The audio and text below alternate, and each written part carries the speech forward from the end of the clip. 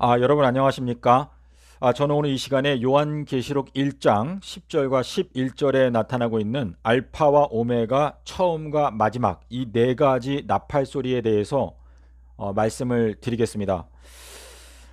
한글 킹제임스 성경 요한계시록 1장 10절과 11절의 내용을 보시면 알파와 오메가 처음과 마지막 이 네 가지가 바로 큰 나팔 소리라는 것을 여러분께서 확인하실 수가 있습니다.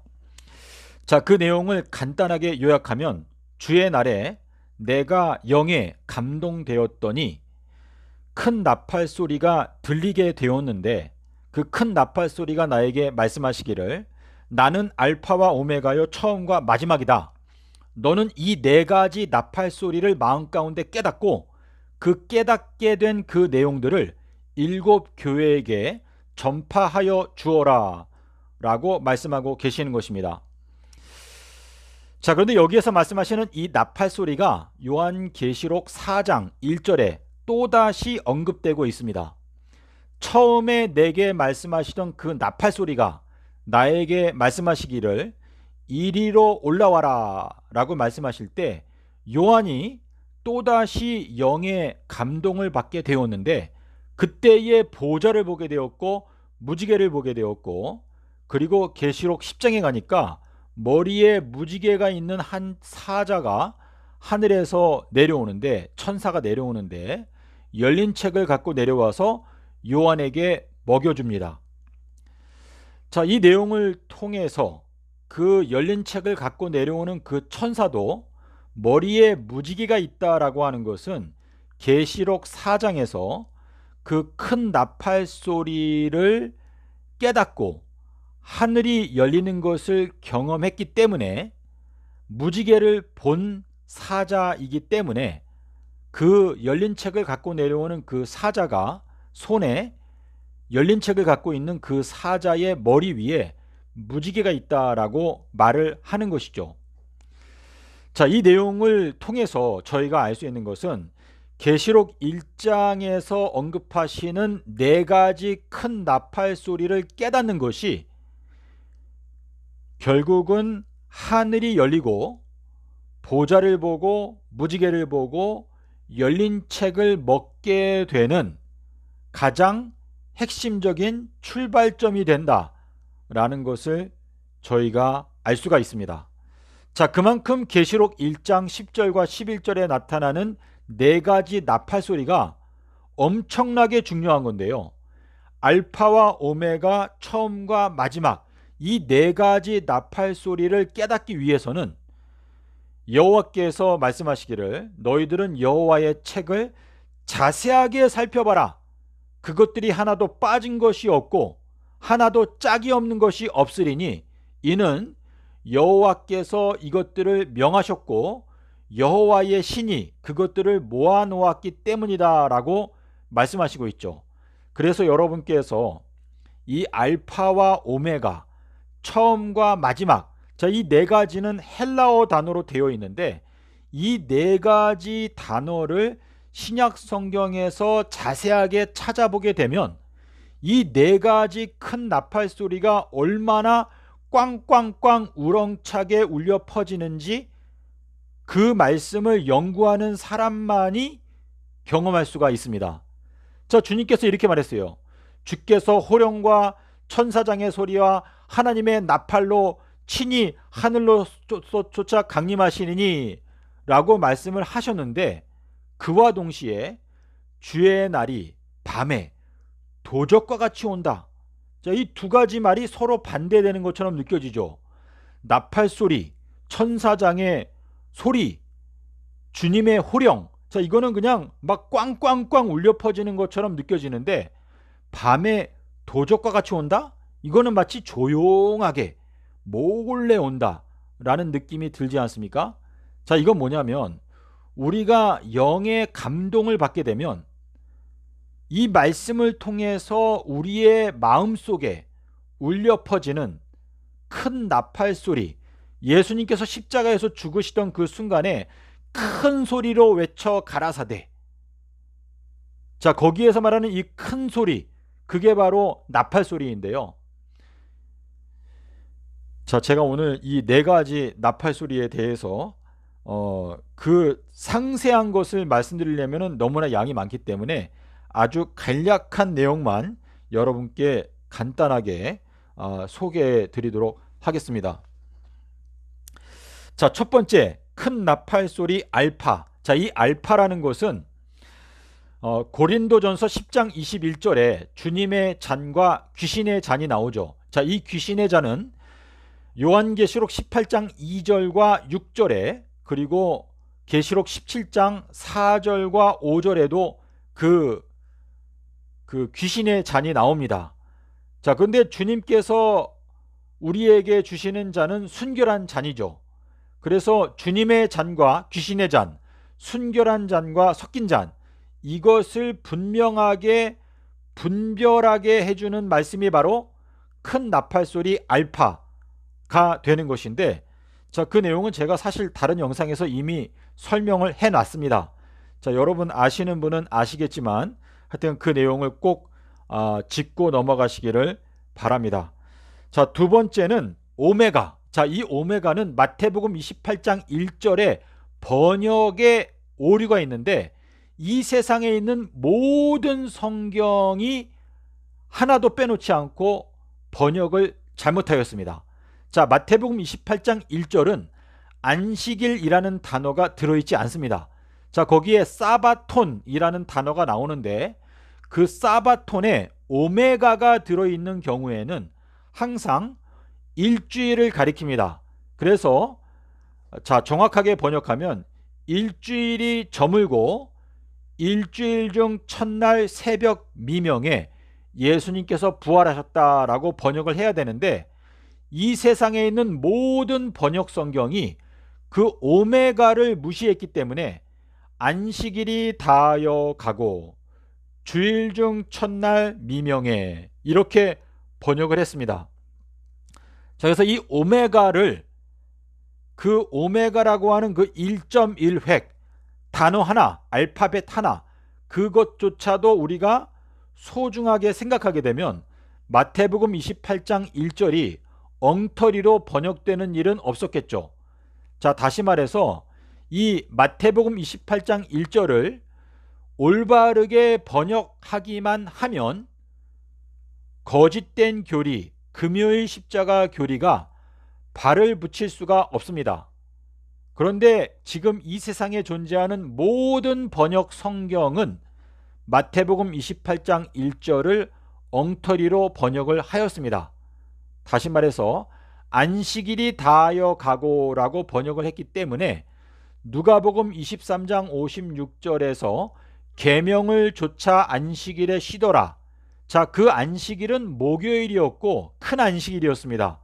그런데 그 큰 안식일을 마치 토요일인 것처럼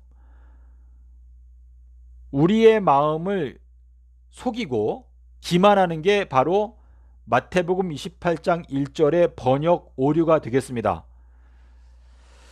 자, 그래서 이 두 번째 큰 나팔소리 오메가, 이 마태복음 28장 1절의 말씀을 올바르게 번역할 수 있도록 만드는 큰 나팔소리 오메가가 분명하게 울려 퍼지게 되면 금요일 십자가 교리가 이 세상에 발붙일 수가 없다라는 의미가 되겠습니다. 자, 세 번째는 처음이요 마지막이다. 자, 첫째라는 이 단어는 헬라어로 프로토스라는 단어인데요. 자, 이 단어가 처음으로 등장하는 성경 구절이 마태복음 10장 2절인데, 킹 제임스 성경을 보시면 첫째 제자는 시몬이라고 하는 베드로다. 자, 시몬이라는 것은 듣는 자라는 뜻이죠. 자, 귀가 있는 자는 영께서 교회들에게 말씀하시는 소리를 들을지어다.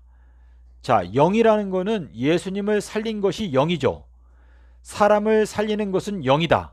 예수님께서 부활할 때 예수님을 살려낸 것은 삼낮 삼밤 땅속에서라는 하나님의 영이었죠. 자, 로마서 8장 11절에 예수님을 죽은 자 가운데서 다시 살려내신 영, 그 삼낮 삼밤이라는 그 영, 그 요한복음 6장 63절에서 사람을 살리는 것은 생명의 영이다 라고 말씀하시고 있습니다.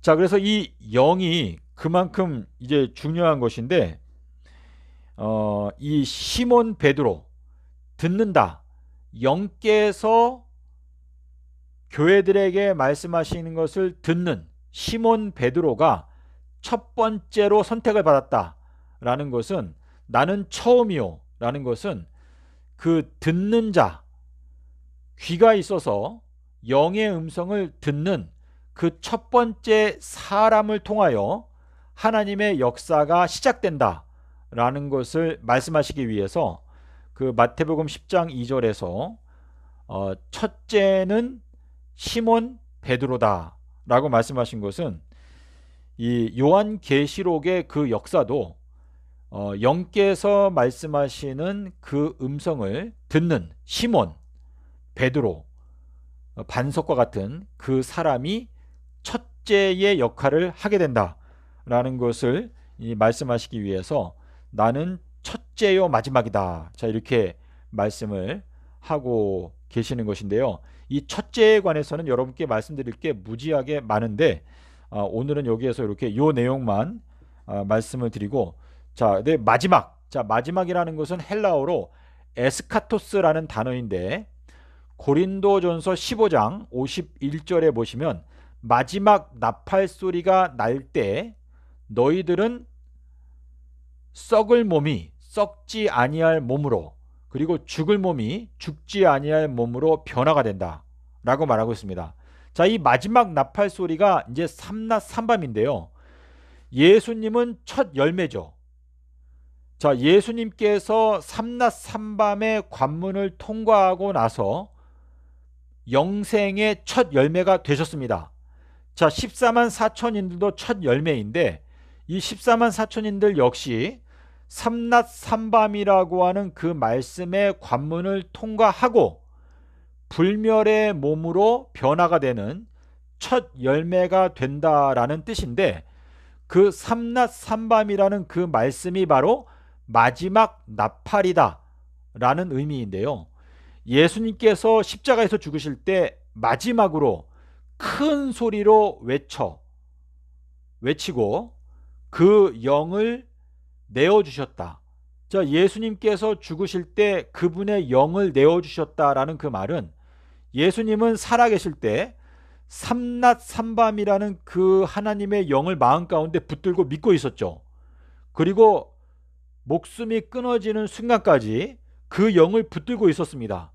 그리고 그 영이 예수님을 다시 무덤에서 살려낸 것이죠.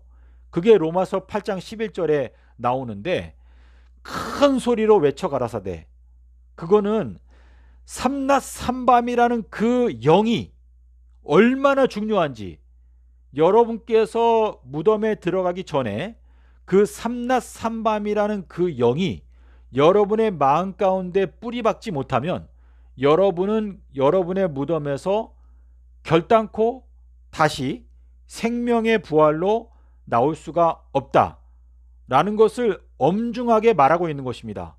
그래서 이 마지막 나팔, 이거는 예수님께서 목숨을 거두시던 그 마지막 순간에, 자, 우리 헬라어로 보게 되면, 누가복음에 보게 되면은 예수님께서 마지막 영을 내쉬고 죽으셨다, 자, 숨을 거두셨다 이렇게 되어 있는데요. 원어에 보게 되면 마지막으로 그 숨을 내셨다라는 그 숨이라는 게 그 푸뉴마라는 게 이제 공기라는, 호흡이라는 뜻인데, 그 영을 내셨다라는 그 말은 그 예수님의 마지막이 바로 영, 그러니까 삼낮 삼밤의 영을 내셨다. 자, 이렇게 이해하시면 될 텐데, 지금 이 지구에 있는 83억의 인구들 중에서 삼낮 삼밤이라고 하는 그 영을 통과하지 않고 영생에 들어갈 수 있는 사람은 한 명도 없습니다. 그만큼 삼낮 삼밤의 영이 아주 중요한 거예요. 그 독생자께서 우리에게 베풀어 놓으신 영생의 길, 삼낮 삼밤을 믿는 것은 여러분의 운명, 우리가 부활하느냐 아니면 영원히 무덤에서 못 나오느냐, 그 둘 중에 하나를 결정하는 것이기 때문에 대단히 중요한 것입니다. 자, 그래서 오늘 알파와 오메가 처음과 마지막에 대해서 말씀을 드렸는데요. 이 네 가지 나팔 소리를 여러분께서 마음속에 깊이, 자, 신약 성경에서 그냥 작정하고 알파와 오메가 처음과 마지막 이 네 가지 나팔 소리를 찾아내기 위해서 노력해 보십시오.